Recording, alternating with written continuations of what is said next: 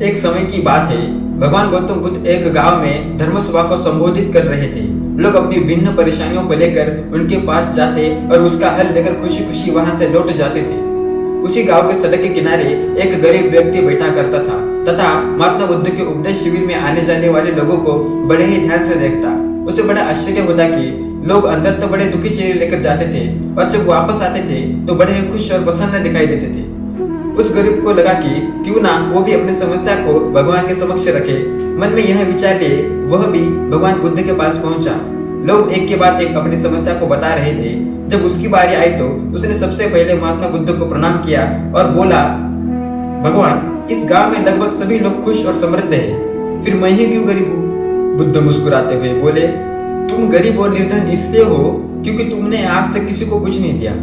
इस पर वह गरीब व्यक्ति बड़ा आश्चर्यचकित हुआ और बोला, भगवान, मेरे पास भला दूसरों को देने के लिए क्या ही होगा?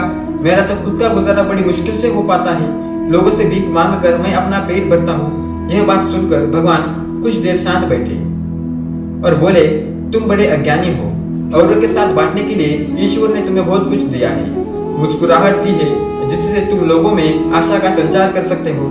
मुख दिया है ताकि लोगों से दो शब्द मीठे बोलकर उनकी प्रशंसा कर सकते हो।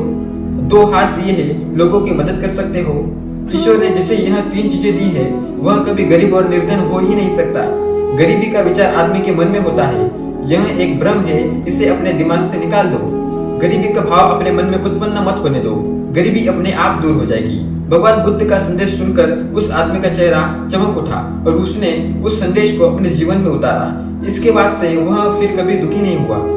दोस्तों, इस कहानी से हमें यह सीख मिलती है कि गरीबी एक मानसिक भाव है। असल में दुनिया का कोई आदमी गरीब नहीं होता, क्योंकि भगवान ने सबको समान बनाया है, सबको एक जैसा ही शरीर प्रदान किया है।